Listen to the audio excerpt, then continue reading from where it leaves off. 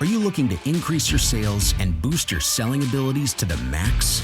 Welcome to the Continuous Sales Improvement Podcast with best-selling author Eric Lofholm. Eric has trained over 10,000 students, and they have generated over $500 million in sales increases over the last 20 years. One thing he understands is that being a lifelong learner is key to your sales success. Every week, Eric Lofholm interviews elite sales and business professionals and discovers what helps make them the legends they are today.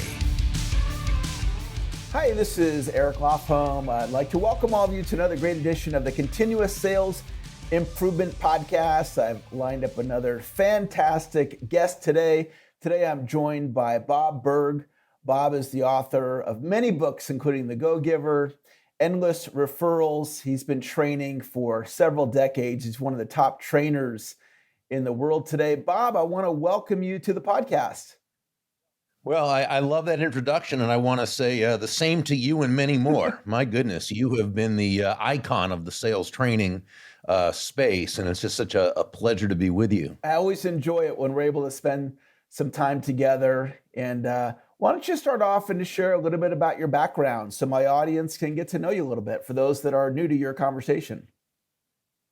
Yeah, I began as a broadcaster, actually. I started out as a local sportscaster near where I grew up, moved to Midwestern United States to take a job in news. It was with a very, very small ABC affiliate, and I worked my way up to the late night news guy, the late night news anchor, and I really wasn't very good. I could read the news, but I mean, I wasn't a journalist, certainly. And it wasn't long before I like to say, graduated into sales. Now, the challenge was I had no formal sales training, and the company where I was working, we'll just say their sales training was negligible. It was non-existent. And so I floundered for the first few months. I mean, I knocked on a lot of doors and made a lot of calls and did all the things. I got in front of people and blah, blah, blah, blah about my product and so forth. And, I got nowhere fast. Jim Rohn would have, the late, great Jim Rohn would have said, I had the motivation, but not the information.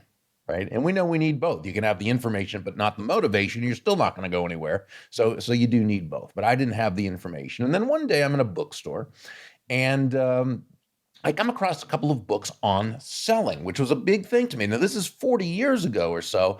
It wasn't quite as big as it is now. So I really didn't even know there were such things as books on selling. And one was by Tom Hopkins and one was by Zig Ziglar, two of the icons that you and I have looked up to and studied and so forth. And immediately things began to change. It took about 3 weeks. And what I did is I took those books home, and I like to say I didn't read them. I devoured them. Mm-hmm. So every night I'd get home after work, and until the wee hours of the morning, I'd be reading and highlighting and underlining and note-taking and practicing and drilling and rehearsing. And so a few weeks later, my sales are going through the roof. So what's the difference? Well, now I had a methodology. I had I had a system, right? And who knows more about systems than you? Your classic, the system, right? And so, what is a system really? I personally define a system as the process of predictably achieving a goal based on a logical and specific set of how-to principles. The key being predictability. If it's been proven that by doing A, you'll get the desired results of B, then you know that all you need to do is A and continue to do A and continue to do A, and eventually you'll get the desired results of B. So this was just mind-blowing to me. So now what I also started to learn about selling is that it wasn't just the how-to aspect, as important as that is, and it is very important, but it's also the building yourself on the inside. And so I started getting all the classics like How to Win Friends and Influence People by Carnegie and Hill's Think and Grow Rich and Klassen's Richest Man in Babylon and Maxwell Maltz's Psycho-Cybernetics. And Schwartz's Magic of Thinking Big and all the great books out there and was building myself on the inside. And as you know, success begins on the inside. It manifests itself on the outside. And so this was just, I was loving this. I mean, I was not a good student in school. I barely graduated high school, barely graduated college. My education was beginning now in my mid 20s, and this was just great. And so eventually I worked my way up to sales manager of another company and people started asking me to show their people how to do what I was doing. And, what do they say in the old Seinfeld show? Yada, yada, yada. 35 or so years later, here we are talking. What inspired you to write? Was Endless Referrals, was that your first major book? Yeah. I wrote that one strictly for utilitarian reasons. I had been speaking for a few years, I guess, and I had started to build up a pretty good business. Not quite where it needed to be, but it was getting there. And I was at a National Speakers Association conference. I think it was my second one I'd been at. And a few of the older pros in the business, right? And they said to me, Burg, what you really need to do next is write a book. Now, by the way, I was, having fun doing two aspects of speaking. One was the speaking part, which my fees really weren't that great at the time. I was young and I was starting out, but I was selling a whole lot of, well, this is how long ago it was, cassette tape albums, Right.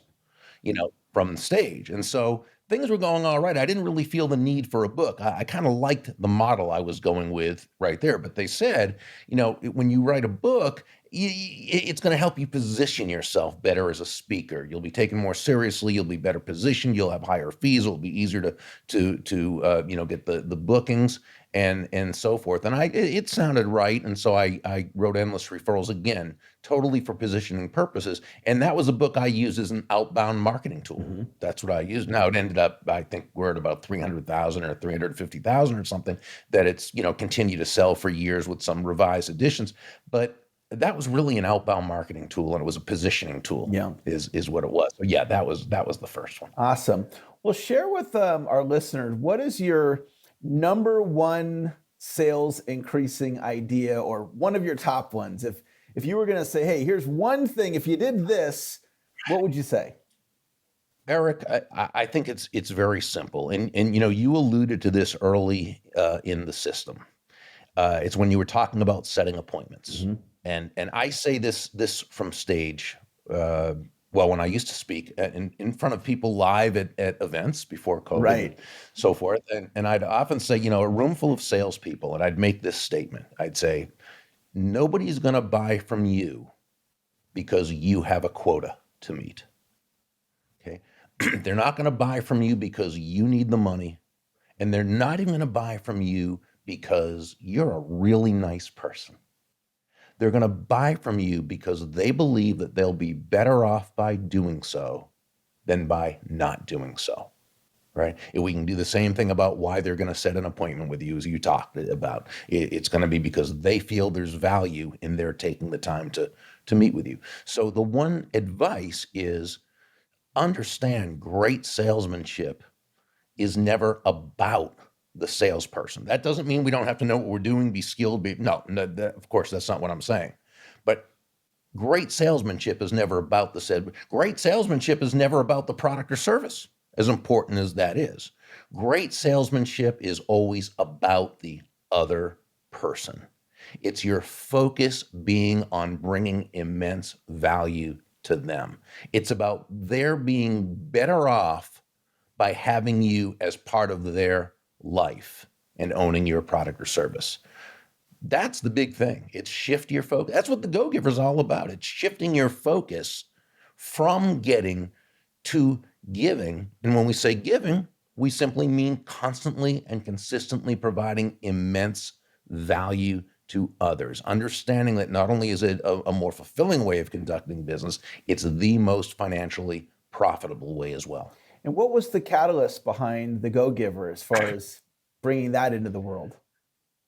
Well, Endless Referrals was really a book about how entrepreneurs and salespeople, and I'll tie it in a second, how entrepreneurs and salespeople who knew they had a great product or service, right? They knew it added great value to people's lives, but they didn't necessarily feel comfortable with the process of going out into their communities and building those relationships that would lead to people wanting to do business with them directly and providing them with great referrals.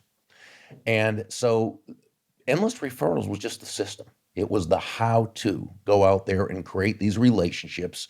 And the basic premise, as I've been saying for 30 years now, is that all things being equal, people will do business with and refer business to those people they know, like, and trust.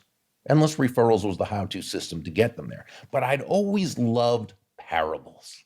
I'd always loved reading parables. It made so, you talk in the system about stories, okay? And I think we know that stories connect with people on a heart-to-heart level, on a deeper level.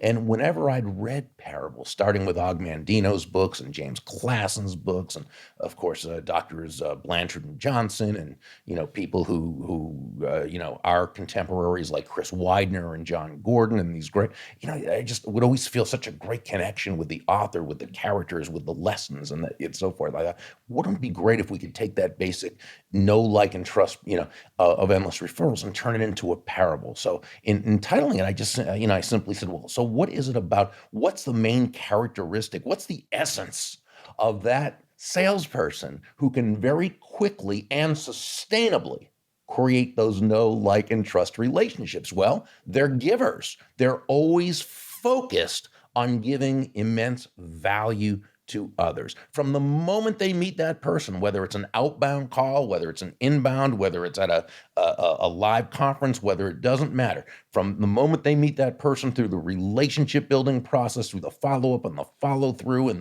the sales process and the referral process, they're always looking out for that other person's interest. So coming up with the go giver was easy. Now, the best thing I did, though, was asking John David Mann, who was the editor-in-chief of a magazine I used to write for, who was very little known at the time, but the people who knew him knew he was brilliant. Mm-hmm. And I asked John if he would be the lead writer and storyteller, because I knew, I'm a how-to guy. I'm step one, step two, step three. John's a brilliant writer. He could do things with this that I knew was, out of my league. And fortunately, he said yes. And that's really how that, came about. Awesome. Well, I have a question. I have a book that's coming out. I got my first publishing deal. So I'm going to be in the bookstores this October.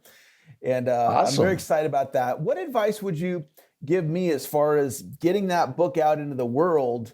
A tip or two from your, book selling success that I might model?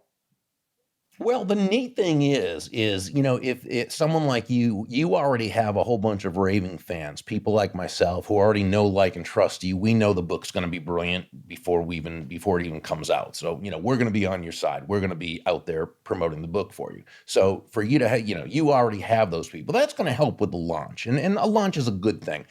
But I really believe for a book to be sustainably successful, it's really nothing more than continuing to promote it. The Go Giver's been out for 13 years now. I still do 2 or 3 interviews a day.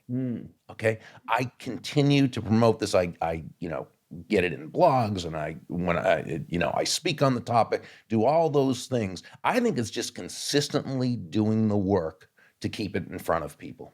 I wish there was something more involved than that. And there probably is for the people who really know how to do that stuff. But to me, it's just you just work at it and do it consistently. It's really a great tip because, when I think of book launches, the author or the publisher, whoever's behind it, they do this big launch, right? And then crickets, like you don't even hear about it anymore. It's like the author moved on to some other project in their life. And then, but other books, like the E-Myth is one that I think of, Michael Gerber, who I've had the opportunity to do a little bit of business with and really respect him. And, book's just lived on. And what you said is some really great advice. Well, and you talk about Michael in your book, and it's really, and it was great information. Again, he's another guy who he believes in a system. Obviously, he's what inspired my book title. Yeah, because that's what his whole thing is systematizing your business. And so exactly. I was so inspired by Michael Gerber that I named the book The System, and it was really to his methodology. Well, let's shift gears and talk about setbacks. Is there a setback that you'd be willing to share that you've had in your life, and any lesson that you learned from that setback? Well, I mean, lots of them. I think sales is filled with setbacks. Sales is It's about a career of setbacks. setbacks. I love the book. I don't know if you know Andrea Waltz and Richard Fenton. They Yeah, wrote a great parable called "Go for yeah, No." absolutely. And they say, yes is the destination, no is how you get there. Right. And when you think of it, every no is a setback unless you decide to reframe it and use it as a way forward. And I've often said, and then I'll tell you a specific setback I'm thinking of, but I've often said that there are a lot of great potential salespeople and sales leaders who get knocked out of the sales game early, okay, who could have been great, but they get knocked out early. And the reason after they hear, a few no's. And I really don't believe the reason that they leave is because they got a no. I think it's because they think they're the only ones having to get the no's Mhm. because they see people at their company awards meeting, or they hear about these, people that, look great and smell great and walk across stage, and they have all these, acclaims, and they think, oh, well, that person just, that person just always had it. They always knew, they didn't know, they look at you and they say, wow, like the greatest salesman in the world. They don't realize you were like a month away from not hitting quota 1 month and almost got fired before you even got started. They don't see that. They see, wow, they just have it. So I think in a sense, one of the best things we can do as sales leaders is inoculate our new salespeople and just let them know you're gonna get no's. Doesn't matter how good you are. Doesn't matter the circuit. Doesn't matter. You're gonna get no's. Now, that doesn't mean you have to like it. That doesn't mean you have to. Oh, that's great. I love no's. I don't love no's. Who loves being told no? Okay, but if you can reframe that as something you just know is part of it, and I would suggest Andrea and Richard's book, to really reframe it, then you can deal with it, right? Yeah. And so I think those setbacks, if we can get past that, we're golden. Probably my biggest setback, and it was totally self-inflicted. It was in I think the late 90s, if I'm correct. It's just as the internet was starting to be a thing and companies were beginning to use it. Now, there are some great people out there called futurists, business futurists, or business forecasters. People like Dan Burrus and people like Faith Popcorn was one. I don't even know if she's still doing, but I know Dan is, and there's others who are just wonderful. They can kind of, in a sense, they almost see the future when it comes to things. I'm not one of those people. Mhm. I'm the person who said, this internet thing will never take off. Okay. In fact, I didn't want it to, Mhm. because by that point, my business was actually doing really, really well. And, I didn't want to change. Some people, they love change. One of the things, in the personal development field, which we're both very heavily, of course, involved in, there's a thing what I call the political correctness of the personal development field. And that is everything's great. Everything bad is really great. Well, no, it's not. And so one of the things is change is wonderful. No, it's not. Not for me. I like to learn something, get really good at it, and never change. But there's a problem. Change does happen, whether we want it to or not. But what I did, and what was self-inflicted, is I said, my business is so good, I don't have to bother getting up to speed with this internet stuff. My clients love me. They didn't love me that much. And I really blew it. And my business just, boom, that was it. I had to basically rebuild my business almost from scratch. Mm. And because I just didn't want to change. And what I came to realize, of course, was you don't have to like the idea of change. You just have to be willing to change, whether you like it or not. And so that was a very important lesson. If you know you need to do something, successful people deal in truths. Mhm. They don't ignore the truth because it's inconvenient and say, well, I'll just ignore it and it's going to go. No, it's not going to go away. And that was something I don't know if I learned it the first. I probably relearned it because I had to have known something like that before. But that was what said, no, Burg, from now on, if you're serious about business, you need to adapt. Yeah, excellent. I want to come back to the prospecting for just a minute, and I really do like that whole go for no concept. And if you were coaching a new person in sales and they didn't really know what they were up against, all the no's that they were going to get, what would you say to them to inoculate it, just to get them to prepare? And maybe it's just restating what you already said, but what would you say to help somebody just understand what they're up against? Yeah, I think really what it is just, going through them. First of all, I would like to think that at that point, I'd kind of have an idea of how many, how many calls it would take to get an appointment, how many, appointments it would take to get a sale, how many, or, and so forth, working my way backwards. So I'd like to think I could probably give them an idea of that and let them know that, again, let's say they're starting out calling on the phone, that you can figure that when you call on the phone, for every yes you get, you're going to get 20 no's. Mm-hmm. And those 20 no's are probably going to come first before the yes. And you know what also might happen? You might get 60 no's before that yes. But what I want to let you know is, if you'll continue to call and call as you've been taught, and focus on the value you're bringing that other person, you will get that yes. Okay. And then you'll get some more no's. And then you'll get another yes. But I do want you to know, you will get no's, because no's are part of it, Now, if I was going to get into it a little more, the economic aspect, I'd say if it was that easy to do, if everything was a yes, everyone would do it. And if it was that easy that everyone would do it, there'd be no financial value in it, Right. The company wouldn't have to pay you. Right.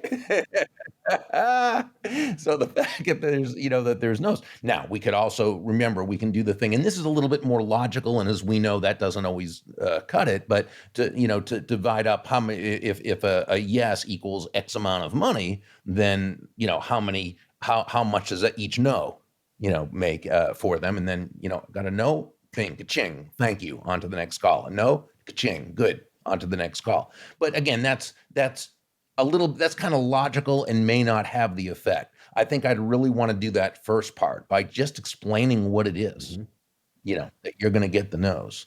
Now you mentioned, and by the way, you're still doing interviews for your book, right? You're still promoting it. What's a goal that you have in your life or your business right now? Well, it's more the projects that we're working on. We're just about, my business partner, Kathy Tajanel, and I are just about to open a new membership community called the Go-Giver Success Alliance, which is a private mentorship community. So we're very excited about that. We also have a licensing program we've been building for the last 10 years, where we have a team of certified Go-Giver speakers from all over the world. And we teach them how to not only teach the information in the Go-Giver, Endless Referrals, Genuine Influence, the different programs, the 30 years worth of, I guess, intellectual properties, for lack of a better word, that I've developed over this time, but how to build a successful paid speaking business as well. So those are just the things. I'm 63 right now, and I'm just having fun with it at this point. It's just a blast. Yeah. For people that want to learn more about your products or your training program that you mentioned, where they can get certified, or your new mentorship program coming up, what is a way for them to connect with you? Best place is just Burg, BURG.com. That's, by the way, also one of the neat things about being 63, that back in the 90s, before I even wanted anything to do with the internet, I got a call from a couple of guys who were in Silicon Valley. And they were computer people there, and they had utilized Endless Referrals to actually build their computer business. And they said they wanted to thank me by giving me some advice. I said yes, and they said, I want you right now to get something called Burg.com. And I said, why on earth would I ever want to get something called Burg.com? They said, just trust us. You're going to thank us a few years from now. So I actually have Burg.com, and they showed me how to do it, and I actually got Burg.com. Yeah, that's awesome. All right. How do you learn when you are studying something? Do you like to read? Are you a podcast studier? Do you do YouTube? Do you do all of it? You hire consultants? How do you like to learn? I'm a book person. I really enjoy learning out of books and then practice. That's just, to me, it's all that, book and practice. Now, when I was starting in sales, though, I did listen to a lot of, again, cassette tape albums. I think I listened to Ziggs after I got his book. I got his album, and I think I listened to it like 16 times in a row or something, just nonstop, just over and over and over. I'm sure you've done that too. Yeah. And so, we've probably listened to so many of the same people. So that's also a way that I enjoy. Because if I'm driving, obviously it's, it's turning wasted time into university time. But I'm a book person. I really do enjoy, and I find I learn well out of books. Yeah, and you can see behind you, you got a whole library of books there. So I'm a big reader as well. I grew up with the audio cassettes, and I think that gave us an advantage when we had all that drive time, because nowadays they have Audible, and there, of course, you still can get the content on audio, but I don't know that the younger salespeople coming up now are doing the same kind of repetition where you listen to an audio again and again and again. Brian Tracy and Zig and all the people that, I'm fans of all the same people that you mentioned as well. Well, Bob, it's been just wonderful to be with you today. And I wanted to introduce you to my community. I'm sharing the best trainers that I know, and you are one of the best sales trainers in the world today. So I wanted to have you on the show. And is there any final thoughts you'd like to share with the audience today? I just think back to something that a wise old mentor told me, and this is almost 40 years ago. I was in the middle of a sales slump, and I was really pressing, and I was focused on myself, not where I should be, on the other person. And I remember he gave me with such wise words. He said, Burg, if you want to make a lot of money in sales, he said, don't have making money as your target. Your target is serving others. Now, when you hit the target, he said, you'll get a reward, and that reward will come in the form of money. And you can do with that money whatever you choose. But never forget, the money is simply the reward for hitting the target. It ain't the target itself. Your target is serving others. And Eric, I think when it comes right down to it, when we approach sales from that vantage point, from that frame or premise, if you will, we're really 9 steps ahead of the game in a 10-step game. Fantastic. Well, that's going to wrap up another great edition of the Continuous Sales Improvement Podcast. I want to thank all of you for tuning in. Look forward to connecting with you on a future episode. Bye for now. Thank you so much for listening. If you like this episode, make sure and subscribe to get notified of new episodes each week. And check out our other great episodes by going to continuoussalesimprovement.com. That's continuoussalesimprovement.com. And while you're there, pick up Chapter 1 totally free of my new book, Continuous Sales Improvement. Just opt in when you go to the website. Until next time, keep on improving. I'll see you in the next episode.